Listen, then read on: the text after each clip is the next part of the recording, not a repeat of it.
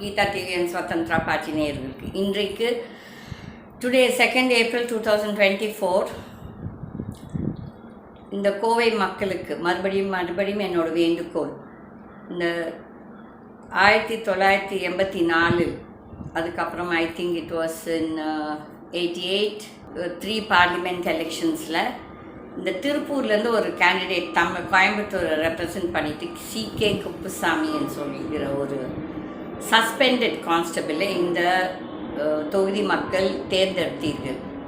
அந்த ஆளோட ஒரு டிஸ்மிஸ்டு ஒரு கான்ஸ்டபிளுக்கு நீங்கள் ஓட் போடுறீங்கன்னா அந்த ஆளோட என்ன அவர் படித்திருக்கிறார், அவரோட தகுதி என்ன, அங்கே போய் பார்லிமெண்ட்டில் அவர் என்ன உருப்படியாக நம்ம தொகுதி மக்களுக்காக பேசுகிறாரா என்றால் அதை யாருமே கவனிக்கவில்லை.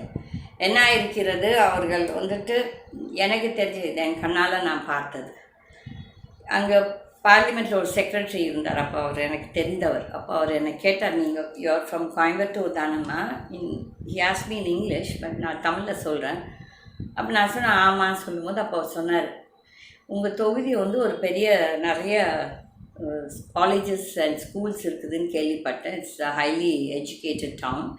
அப்பேற்பட்டவர்கள் எப்படி இந்த மாதிரி ஒரு பார்லிமெண்டேரியனை நீங்கள் செலக்ட் பண்ணி அனுப்புகிறீர்கள் என்று நான் சொன்னேன். இந்த ஆளுங்களுக்கெல்லாம் ஓட் போடல. இது அப்போ காங்கிரஸ் கேண்டிடேட். நான் எதுக்கு சொல்கிறேன், எந்த கட்சியிலும் எவனும் யோகியம் இல்லை. கட்சி கெட்டது கிடையாது, கட்சியில் இருக்கும் நபர்கள் தான் கெட்டவர்கள். தட் இஸ் ஊழல்வாதிகள் தேர்ந்தெடுப்பாங்க. What is the qualification required to be a parliamentarian, to be a பாலிட்டிஷியன்னா அந்த தொழிலில் ஈடுபடுறவங்களுக்கு தான் முக்கால்வாசி பேருக்கு அந்த மாதிரி அந்த குவாலிஃபிகேஷன் இருந்தால் தான் நீங்கள் நீங்கள் ஒரு பாலிட்டிஷியன்.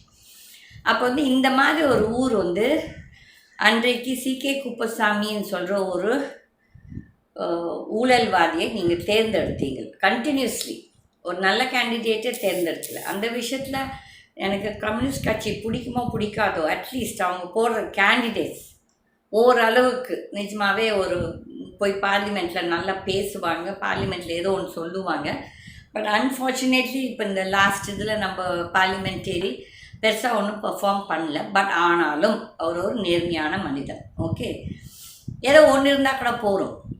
ஆனால் இந்த தடவை நீங்கள் இந்த அண்ணாமலை அண்ணாமலையை ஒரு பெரிய IIMல படித்தார், TSGயில் படித்தான்னு சொல்லிட்டு நீங்கள் தேர்ந்தெடுத்து விட்டால், ஒரு IPS நபர் என்று தேர்ந்தெடுத்து விட்டால் இந்த ஆளை விட முட்டாள் வேறு யாரும் கிடையாது. இப்போது ஃபஸ்ட்டு ஒரு நாமினேஷன் ஃபைல் பண்ணுற அப்ளிகேஷனை உருப்படியாக செய்ய தெரியாத ஒரு மனிதர் இந்த மாதிரி ஒரு ஸ்டூபிட், இவங்கெல்லாம் ஸ்டூபிட் மோரன்ஸ், இந்த மாதிரி ஒரு ஆளை நீங்கள் தேர்ந்தெடுத்தீங்கன்னா எந்த லட்சணத்தில் இருக்கும்? Already we all know he is highly corrupt. இந்த ஆருத்ரா கோல்டு இது டோட்டலாக தேர் ஆல் இன்வால்வ்டு. அதோட அந்த பணம் சேர்ந்தது யாருன்னு இவங்ககிட்ட தான். இப்போ நேற்றுலேருந்து ஒரு புது சர்ச்சை, இந்த கச்சைத்தீவு. இந்த கச்சைத்தீவு கதை 1974 அன்றைக்கு இருந்த காங்கிரஸ் கவர்மெண்ட், அன்றைக்கு இருந்த DMK கவர்மெண்ட் இது முடிஞ்சாச்சு. அது தப்போ ரைட்டோ சொல்லிட்டு அப்போ இருந்த எங்களுக்குமே என்னன்னு தெரியாது. ஓகே, அப்போ even I was doing my under graduation. ஆனாலும் அது முடிந்த கதை. சரி, அப்படி நிஜமாகவே அது ஒரு தப்பு பண்ணியிருந்தாங்க. ஆமாம், காங்கிரஸ்காரங்க தப்பு பண்ணியிருக்காங்க.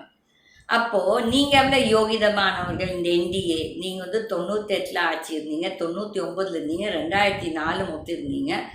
அதுக்கப்புறம் இப்போ ஒரு 10 வருடங்களாக இந்த பிரதம மந்திரி என்ன தூங்கி கொண்டா இருந்தார்? இல்லாட்டி இந்த 5 வருடங்களாக இந்த ஜெய்சங்கர் சொல்லும் வெளியுறவு மந்திரி இவ்வளோ பேசும் ஜெய்சங்கர் அவர் இதே ஸ்ரீலங்காவில் பொலிட்டிக்கல் செக்ரட்டரியாக அதே எம்பசியில் இருந்திருக்கிறார். அப்போ அப்பா அவருக்கு தெரியல. இன்றைக்கு தான் இப்போ எலெக்ஷன், இன்னும் ஒரு 10 நாளில் எலெக்ஷன் இங்கே ஓட்டிங் நடக்க போகுது. அப்போ இதை பற்றி இது ஒரு பெரிய சர்ச்சை கிடையாது. மக்கள், தமிழ்நாட்டு மக்களுக்கு அன்லசிங் நீங்கள் ஃபிஷர்மேன் சொல்கிறீங்க. அப்போ ஃபிஷர்மேன் ஏன் இதை பற்றி பேசவில்லை? அப்போ இப்போ இந்த 10 வருஷத்தில் இதே மோடி தேவகோடாமல் அப்படியே கண்ணு மூடிட்டு படுத்துட்டு இருந்தார் இல்லையே. Is always in election mode. all these 10 years election தான் அவர் பார்த்துட்டு இருந்தார் தவிர்த்து என்ன அட்மினிஸ்ட்ரேஷன் பார்த்தாரோ எனக்கு தெரியாது. அப்போ இதுலேயே தெரியுது இந்த இப்போ இருக்கும் ஆளும் கட்சிக்கு, ஒன்றிய அரசாங்கத்துக்கு அட்மினிஸ்ட்ரேட்டிவ் கெப்பாசிட்டியே கிடையாது. ஏனென்றால் இப்போ வந்துட்டு நீங்கள் 10 வருஷமாக இருந்திருக்கிறீங்க. சரி, இப்போ ஒரு 2 வருஷத்துக்கு முன்னால் இதே ஸ்ரீலங்கா கவர்மெண்ட் வந்து நம்மக்கிட்ட கையேந்தி ஹெல்ப்புக்கு கேட்டாங்க, பெட்ரோல், பணம் எல்லாமே. அப்போ வந்துட்டு யூ கூட battered if you are a sensible government and a sensible administrators. நீங்கள்லாம் நிஜமாகவே அறிவாளிகளாக இருந்திருந்தால், நாட்டு பற்று இருந்திருந்தால், நீங்கள் வந்துட்டு நீங்கள் ஸ்ரீலங்காவுக்கு சொல்லியிருக்கலாம், நாங்கள் இந்த ஹெல்ப் கொடுக்கும்போது எங்களுக்கு கச்சத்தீவை திருப்பி கொடுங்க. அது ஒன்றும் இட்ஸ் நாட் பிக் ஏரியா. இது வந்து ஒரு small Island, very tiny. It's not a small, it's a tiny Island. அப்போ வந்து அங்கே அருணாச்சல் பிரதேசத்தில் அவ்வளோ இடம் போயிட்டு இருக்குது. சைனாக்காரன் வந்து அங்கே ஆக்கிரமித்து கொண்டு இருக்கிறாங்க. அதை பற்றி டாக்டர் சுப்பிரமணிய சுவாமி எவ்வளோ தடவை பேசிவிட்டார். ஆனால் இந்த பிரதம மந்திரி அதை பற்றி வாயே திறக்கவில்லை. அதுக்கப்புறம் பங்களாதேஷில் வந்து ஒரு ஒப்பந்தம் போய் போட்டாங்க. Almost 10,000 square meters. I stand corrected about the areas, but it was 17,000 square meters.